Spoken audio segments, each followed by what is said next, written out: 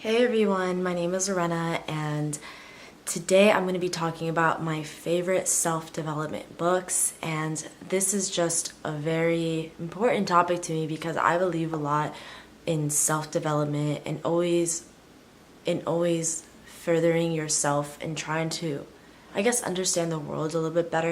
It helps me look at things from another perspective, and it gives me a more worldwide view. Sometimes, like, if you don't read, or if you don't go, if you don't try worldwide view, sometimes when you don't, when you stop trying to further yourself, like I stopped reading for a while, and I definitely noticed the difference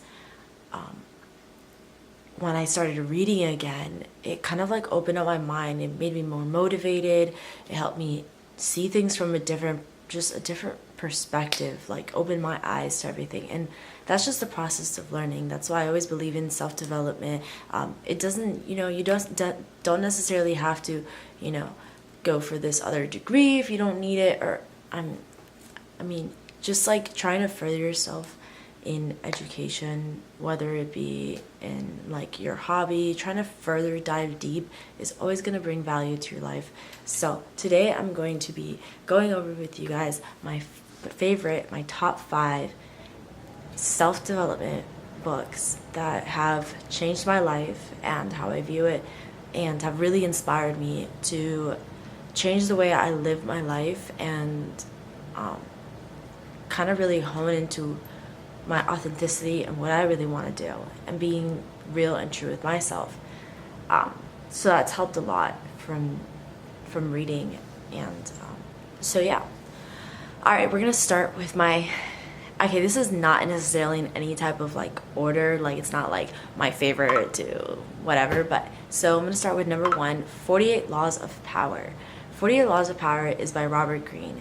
And why I love this book so much is because it makes you realize, and let me give you like a little short summary from the book before I dive a little deep on why I like it. The book is basically about just different things that humans do in order to acquire power. I guess that's a short way of putting it. And he basically, with every law, he gives like historical background on how it's worked and how it was significant, and gives an example of it. And that's what I like about the book so much. It actually gives you histories. It's like reading a history book, but like knowing all like the crazy deception and all the crazy ways people have gotten power in the past. And he brings a lot of like school of thoughts on power, like Machiavelli. I'm probably saying that name completely wrong, but yeah, so I really, really liked it so much that I also read The Art of Seduction by Robert Greene as well, and like his other books, because I just fell in love with his style of writing. It's just really intriguing, keeps you entertained. So I read that book through audio, so it's a great audio book to listen to. So yeah, that's definitely on the top of my list, because it really helps you when it comes to dealing with people. We're always going to have to deal with people in like certain hierarchies in our life. So it really helps you understand people and where they're coming from and why we are the way we are, right? So the next one is The One Thing by Gary W. Keller and Jay Papasan. Excuse me if I'm saying the names of the authors a little wrong, just because I'm kind of really bad with like pronunciation and names. But besides the point, The One Thing was really eye-opening to me, because it helped me realize that you need to focus on one thing at a time. And that's something I've struggled with a lot in my life. I always put so much on my plate, and I think that's gonna like, I guess it's like, I feel like the need that I'm like, oh, I need to be successful at something, so like let me dabble in this if this doesn't work, and everything like that. But sometimes I feel like I'm taking it the wrong way, because I'm like, am I doing too much? Am I not just focusing? Wouldn't my time be spent better focusing on just one thing and honing in on it? And maximizing my time with one thing. And he basically goes over that and how you become a master of something. And I'm still going through that in my life, like the difficulty of like choosing between what I really want to do. Sometimes I'm torn, right? Like art is a passion of mine. There's a painting of my sister, actually, I painted behind me. So art has been a passion of my life, but there's like other things that I'm currently doing too. It's not only art. So it helps me realize that I have to work on what I try to focus on more now, that I try to like have my life more in order, is being consistent and having like this schedule where, I allocate at least an hour a day or 2 hours, every 2 days to a specific hobby or something that I truly want to do. And I believe like consistency is key. So, and it's easier when you are only focusing on one thing, right? So let's move on. So that's definitely another one I recommend. And number 3, When I Stop Talking, You'll Know I'm Dead by Jerry Weintraub. Now, this book is a little different than a little different aspect of self-development. He writes it kind of like as an autobiography of his life, and it's not necessarily for like giving advice to someone. He just tells his story, and his story is just so amazing that you really are learning.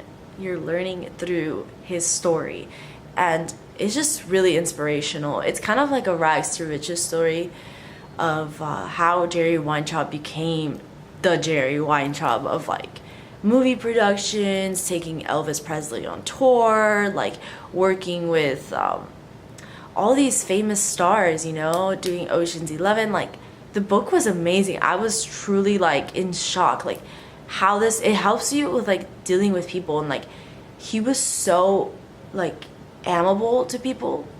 He was just like, his personality is what helped him bring him to the top. And you'll see in the story, and he actually, if you listen to the audiobook version of it, he's the one reading his own book. So it's really nice. He has a little bit of like a New York accent, so it's really nice seeing like it's so authentic. And actually by the end of the book I did cry. Like, that's how much I was like, no, not that it was over, it was just really, it was sad like towards the end of the book, but like honestly it's fantastic. I recommend it. It's one of my top books that I recommend to people. Alright, so moving on to number 4, which is The Game of Life and How to Play It by Florence Scovelshire. Scovelshire. I can't say it. So this is one of the first books I read when I first got into reading books again. It was about 2 years ago. And I really like this book because, let's see, I guess it helps you with, if any of you guys viewing this are familiar with the law of attraction, this book really hones in on different ways that you can say things and bring things to existence. So that's why they say it's the game of life, and the mentality and kind of like the foresight you need to have in order to, play your cards right. And why I like this book so much, I think I've read it actually twice, and I like this book also because it actually gives you like examples. It's like, this is how you should say something, because there's a correct way of saying things. Have you ever like wished for something in your life, and when it came true you're like, this isn't really what I wished for? It's because the way you wished for it. And it's like, life gives you exactly what you wish for. You just gotta be really careful what you wish for, you know what I mean? Like, wording is like really important. So this book really helps me, like, I reference it when it comes to like wording what I want, because you have to say it in a certain way. And to give it like kind of like an out of the blue example would be kind of like, I want this in my life. Like, let's say I wanted a partner in my life. It'd be like, I want the partner that is most fit for me, or like that in the most divine way, fits my needs. Kind of like asking for it in the best way if possible. you know, instead of just being like, I want a boyfriend, because sometimes you don't get, you know, I don't know, like, you get a boyfriend, but it's not the one you wanted, right? You know, so this is one of those books, if you're interested in like law of attraction and attracting like positive things in your life, it has that underlying theme. All right, so then the last one I'm taking about, I try to pick like 5 different books that were like in different aspects of life and like what you would be like, what it would be useful for. So I tried picking different books that were useful in different aspects of life. So the last one is Rich Dad, Poor Dad by Robert Kiyosaki. Oh my God, I said it completely wrong. By Robert Kiyosaki. I hope I said that right. And Sharon Lecher. And by Sharon Lecher. So this book, okay. Rich Dad, Poor Dad honestly taught me more finance than school has ever taught me. Like, yeah, I'm like all about, now when I'm like now starting my full time, I've really been, you know, heavily thinking even ahead of time about investment and ways, you know, having multiple streams of income. And that book really, really helped me kind of look at my finances in a different way. And I think it's really important. This is a book I recommend anybody and everybody to read. So in Rich Dad, Poor Dad, he kind of puts the poor dad in like a way of like living life always in a way to make ends meet, and the other one, Poor Dad, as in like he's actually like living the life, you know, without having to always feel the need that there isn't enough, you know, because I've realized this in the world that we live in. Like, I mean, I've come from a background where, you know, I didn't have much, right? Growing up, I wasn't like, you know, born like in a wealthy family, and sometimes it's hard to feel like, you know, that there's endless resources, right? And when you're born in like, I guess, a richer house or a wealthy household, you have a different perspective, you know? So you can always break through from that school of thought. And I feel like when someone has lived in like poverty or in order to break out of that, they have to think differently, you know? You have to vibrate it at that frequency to let that in your life, you know? To still not feel like you're living in, to not feel like you're still living in like a lack of resources, you know, kind of thing. So yes, Rich Dad, Poor Dad, great book. I really recommend it to any young person, or even if you're in your mid-30s and 40s, like, it's a great book to really start refocusing on your financial aspects of your life and how you want to live at the end of the day. So that is all for my top 5 self-development books. I hope you give them, you know, a try, and a couple tips I recommend in reading. I definitely recommend audiobooks for those having a longer commute, or, you know, just don't have the time to be popping up a book open. It's kind of easy to, whenever you're driving somewhere, to always, you know, put on your Audible and like listening to the audiobook, or when you're doing, you know, a task that you can focus on, you know, listening and doing something. Kind of like I listen to my audiobooks when I'm painting, because I feel like I'm using a different part of my brain when it comes to listening and painting, so I can do both of them at the same time.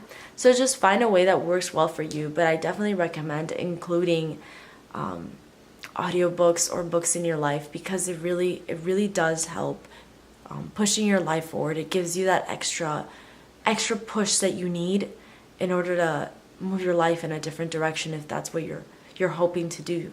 And those are by far great books to start out with. And I guess an overlying thing I want to say about all of these books is the best thing to do is just be true and authentic to yourself. And living in authenticity is truly important. That ties into everything. You're gonna have success in your life if you focus on like what you want, who you are from the inside. Bring that out. Thank you, and that is all. Subscribe for more videos on life and art and all of the above. And let me know if you like this type of video, and I will make more of them. Thank you. Bye.